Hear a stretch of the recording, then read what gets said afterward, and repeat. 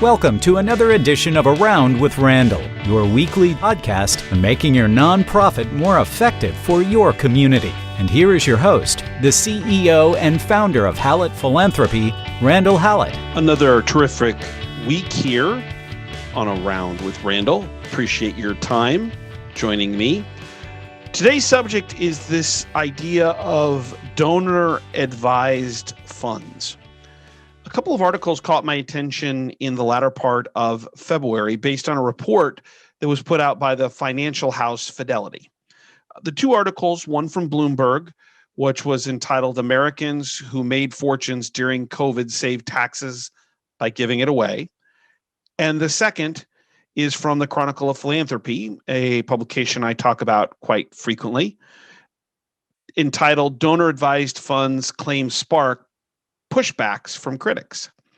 So let's start with what the news was. Fidelity released a report indicating that $9.1 billion was given away from donor-advised funds that they have control over.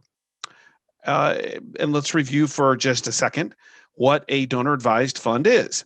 That's a fund where the donor puts it into a organization.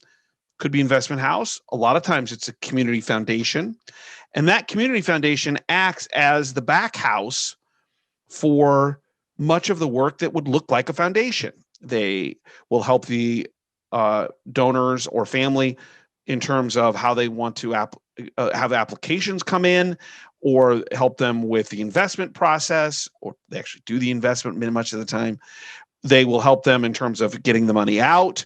And when the donor puts the money in, it is a charitable gift, and it's restricted to be given out charitably over time.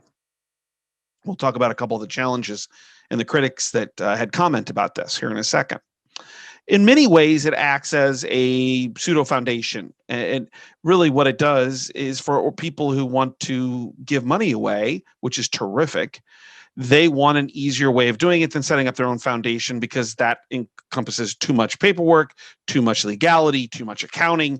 All of that can be handled by a place like Fidelity or a community-based foundation. So what was the biggest issue? Well, when you looked in the data a little more carefully, a couple of scholars said, well, wait a minute. Yes, they announced the largesse of $9.1 billion, but they're missing the bigger story. Fidelity didn't comment as much on that nearly $15 billion dollars went in to donor-advised funds at Fidelity. So there was actually a gap or a delta of $5 billion, which brought up a whole lot of questions. We're in the middle of a pandemic.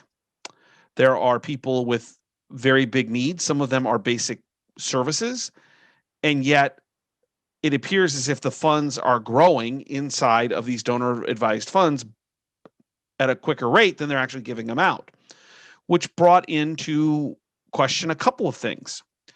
If you set up a foundation, there is a requirement that you give away something about 5% of assets each year towards charitable means. A donor-advised fund does not have that requirement. So people who are putting money into donor-advised funds while doing so are incredibly good-hearted. The question becomes, well, wait a minute, if there's not a requirement, how long can those funds sit? And if we have great need, why aren't they being allocated now? It becomes a values question. So it brought up a larger question that a couple of pundits who follow this commented on. I was surprised by some of the numbers. They estimate that there's $142 billion in donor-advised funds in the United States and $1 trillion in foundations. And the question is, if now is not the time for organizations to be aggressively, or individuals aggressively giving out money, then when is that time? It's an interesting values question. I'm not going to get into that answer. But I do want to spend a second talking about this idea of donor-advised funds, because I've had a couple concerns over the years. I first ran into them early on in my career, 20, 25 years ago, when working with a few donors at an organization that I represented. And they had made the decision to push the back end work into the Kansas City Community Foundation. Phenomenal group. They do wonderful work. But what I found as a fundraiser is I began to lose connectivity.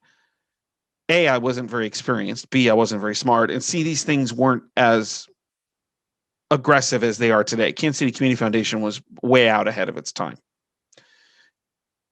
And it caused some issues because people would tie pledges to their gifts. And all of a sudden, I'm having to go through the community foundation for a relationship that I had had for a number of years. And they'd made the gift directly to the school. And now I'm trying to track it down, which caused legal issues. I would be told when I would know that the donor wanted to make an annual gift, I had to work through the community foundation, and they'd say, well, you got to go through this application process. And I'd be like, but the donor just told me to call you. So there were all of these disconnects. A lot of this was because I wasn't very smart. The community foundation, I don't think, was doing anything wrong. I understand why the IRS set up this as an opportunity for people to give money away, because that's good for society and part of our historic culture in America. But it brought into some concerns regarding how you operate with someone who has a donor advised funds. So let me walk you through the tactical of some things. I think if you have a donor or have had donors who have built donor advised funds, here are some suggestions that might be helpful in making sure your organization is still a priority with the organization through that donor, through that family. So number one is continue to build a relationship with that donor and relationship or in that family. At the end of the day, and we'll talk about this at the very end, at the end of the day, they, for the most part, have control of where those dollars go. And if you're continuing to build a relationship, there may be an extra step or two that are required, but the donor, if they value the relationship and value your mission, are truly going to push for you to get that money. Also, I would highly encourage you building relationships through the donor into the next generation. Many donor advised funds are set up where a matriarch and or a patriarch are going to make the determination on those philanthropic dollars coming out of the fund. But when they pass or when they choose not to want to do that anymore, more often than not, it's children or grandchildren that will step into that breach. We know from studies that many children and grandchildren do not have the same interests that the matriarch or patriarch had when those decisions were made.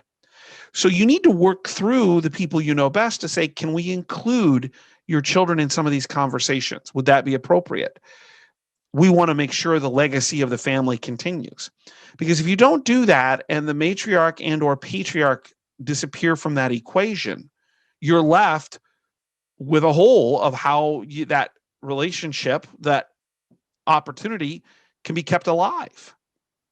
So you need to be thinking ahead a little bit. Number two, be upfront.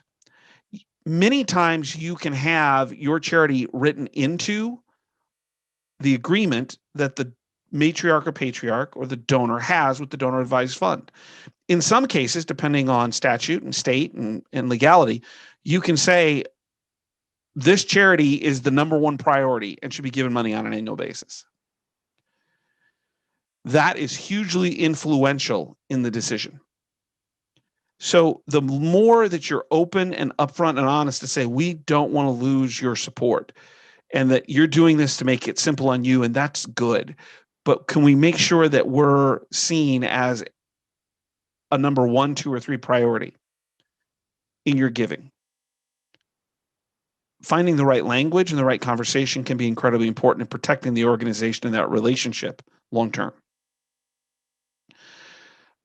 Third, it's a little more challenging with a place like Fidelity, a large investment bank. But in a community foundation, you should get to know who's on that board. You should get to know who the leaders are as employees because they have influence. One of the things that I took away from the article, and I knew this having done this for a long time and also having gone to law school, is the last paragraph of the article from Bloomberg. And it was almost a throwaway, but I think it's really important. So I want to read it verbatim. Legally, the nonprofit, such as Fidelity, charity, or charitable, have ultimate control over the funds. But in practice, account holders recommend charities they want to support. When that fund is created and those dollars are put in, it's important to note that the legal control of those dollars shifts from the donor to the charity. So Fidelity Charities, as an instrument of the bank, community-based foundation. This was always my greatest concern. What happens if nobody wants to manage the funds in terms of making recommendations on where to go? Then who does? And which brings me back to where I was. Getting to know those individuals on the board and those leaders can help you, because we're finding more and more funds have less and less control from the families that originally put them in there, which means another group of people will make the determination of where those dollars will go. That's a little concerning. I'm a big believer in donor intent. If the donor truly didn't intend to put any restrictions on it, I suppose that's one thing. But my bigger concern is what happens if the donor had intended but it was never put in writing? What happened? What happens? I think that this is going to become more of a question in the future. But from a tactical perspective, your ability to reach out and get to know your community foundation leadership and board, get to know who these people are, might help your organization find resources that may not have a destination like they used to in years past. So the tactical, build a relationship with the donor, stretch that into the next generation. Be upfront. See if you can be a part of the language or the ideal of what the donor's original intent is. And number 3, get to know your community foundation who have a lot of these type of funds or anything else that's related to it where it's appropriate, so you can be seen as an important player in the community. Donor advised funds. There's going to be more conversation about this, something to pay attention to. I did want to, as mentioned on the last podcast, we had 2 emails, communications about concerns about podcasts. And I want to bring them both up because there are times maybe I don't get it fully right. I miss something. And in both cases, I think that it was incredibly important. So the first comes from Courtney, who said in my 4-part series, particularly on asking and kind of the cultivation ask to podcasts, I said something about it should only take a couple of times of meetings and efforts to get to an ask. And what I failed to indicate, and Courtney did a great job of bringing this up, is the larger the gift, the longer the cultivation. If you're asking for $25 million, that could take a year. I negated, and that's on me, to say that I was really intending those to be first time major gifts, 10, 15, 20, 25, maybe up to 50,000. You don't need 15 cultivation moves to get a $10,000 gift, but you may need 150 for a $50 million gift. And so I really appreciate Courtney pointing that out and the nuance that I missed in that particular podcast. So thanks, Courtney. The other was from Melissa, who asked about accountability, listening to a previous podcast, which would have been in the first probably month and a half of doing these, and said, well, what about accountability for finance and for marketing? And I thought, well, gosh, I didn't bring that up. And that's a good point. Everybody should have accountability. So what I would recommend is that you take the opportunity to do some non-quantitative accountability measures. I think organizations that do surveying and internal polling about how or people feel about the organization or departments within the organization are incredibly wise and forward-thinking. Give you an example. What happens if every 6 months or year, a 5 or 7 question survey came out to everybody internally that said, do you feel as if finance or marketing is partnering with you correctly? And maybe there's some Likert scale, like you think that they're creative and that they listen and that they are an integral part of the team and that they are willing to think creatively, and they're willing to adjust their thinking. Melissa's question was going to the heart of what I think is really important. When a nonprofit's at its best, everybody's pulling in the same direction. And it's not intended, but sometimes I find marketing and finance are a little bit 2 degrees, 3 degrees off of what philanthropy is trying to do.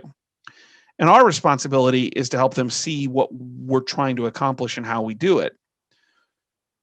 But I also think the organization could take some responsibility with non-quantitative, qualitative thought process, evaluation, accountability to see, are the places that don't drive dollars supportive of that effort? And so, Melissa, thanks for your question. A way for you to think about, and for all of us to think about, how to build accountability in non-metric, non-KPI, non-financial ways of asks and dollars, but use some qualitative about being a part of the team. Which brings us right to the email, reeks@hallettphilanthropy.com, REEKS. If you disagree with something or think I missed something, send me an email. I'm glad to do this. I appreciate when people give me a sense of what they're hearing and maybe something else I missed or just got plain wrong. Or if you have a podcast subject you'd like to bring up, please feel free to email me at podcast@hallettphilanthropy.com. That's 2 L's, 2 T's, hallettphilanthropy.com. And don't forget about the website and the blogs. Post them all the time. Just wrote one here recently on someone who lived their life in obscurity for 99% of it, and in the last year was knighted by the Queen because of fundraising. Worth 90 seconds of your time. You've never heard of him, is my guess. As always, let me finish up with this. I think what we're doing is really important here. What you're doing for your nonprofit and your community is changing lives. And sometimes it's tough to see, sometimes it's tough to feel, but it's true. And no matter if you're the administrative assistant, the major gift officer, the annual fund director, the special events person, the chief development officer, the president, we all have a role to play. My all-time favorite saying, which you've heard me say over and over, some people make things happen, some people watch things happen, then there are those who wondered what happened. Nonprofit work is about being people who make things happen, partnering with people in our community, the philanthropists, the donors, who want to make things happen for people who are wondering what happened. COVID-19 has allowed us a window into the importance nonprofits can play even at a higher level. And I hope you feel like you're a part of it. It's vocational. It's a calling. And I wake up every morning thinking, how am I so lucky to be a very, very, very, very, very small part of my client's world in what they're trying to do? I hope you feel the same. And if you don't, take a second, think about people that your organization's affecting for the positive and how you're making a difference. Appreciate your time today on Around with Randall. We'll see you next time. And don't forget, make it a great day.